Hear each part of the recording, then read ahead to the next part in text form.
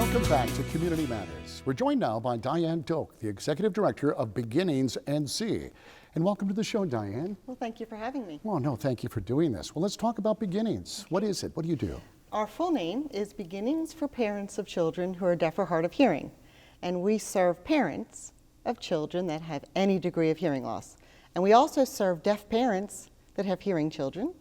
And we serve the professionals that help and serve those deaf parents and parents of children with hearing loss.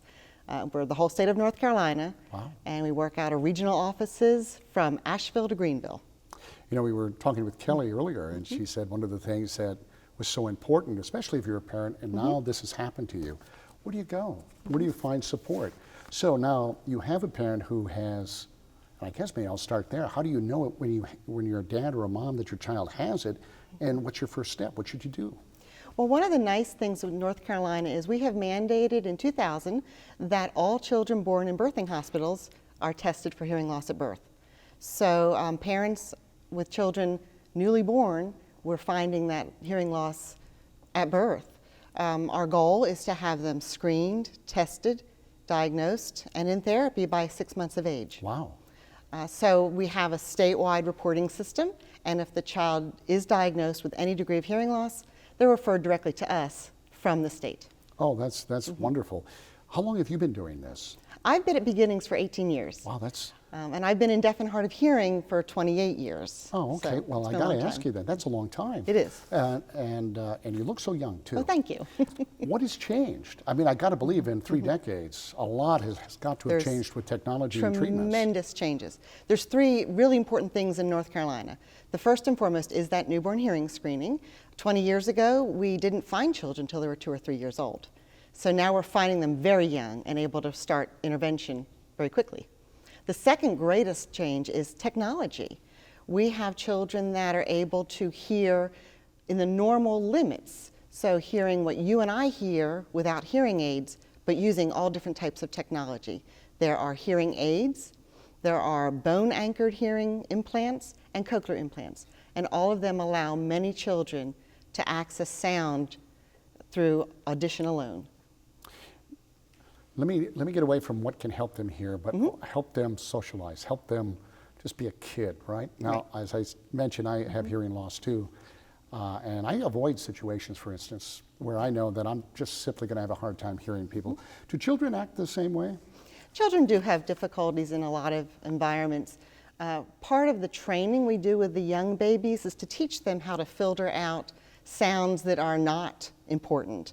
So there's auditory training that helps them focus on spoken language or music or the important sound of the day. But there are noisy environments that they will stay away from. The worst place for a child is Walmart or any large big box store.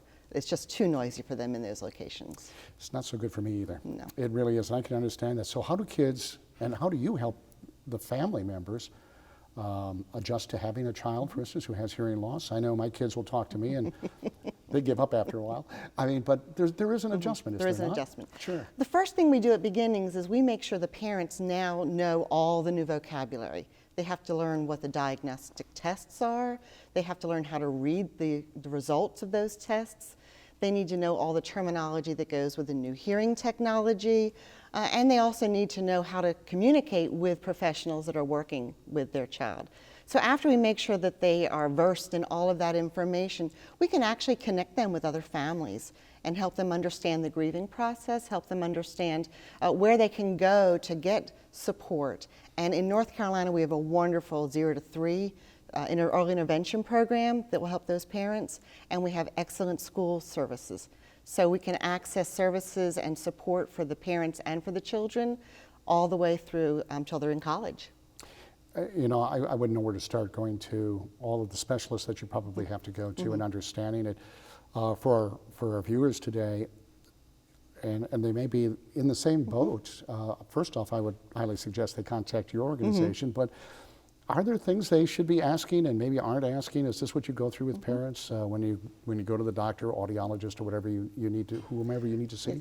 Depending on the type of hearing loss, there are a lot of different questions the parents need to understand and be able to ask their professionals. And we actually do provide them with written support. And we have lists of questions, we have information that they can take to their primary care physician, their audiologist, their speech therapist, to help them make sure they're accessing everything they need.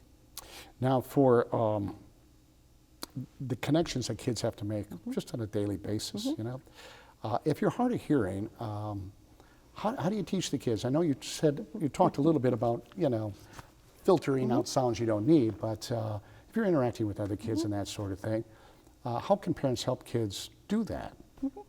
Well, the most important thing for a parent to do is access the right professional. I don't do any direct services to children, so I couldn't tell you exactly what it takes, but I can tell you that there are qualified speech therapists, there are qualified audiologists, and just accessing the right professionals is what the parent can do in the therapy.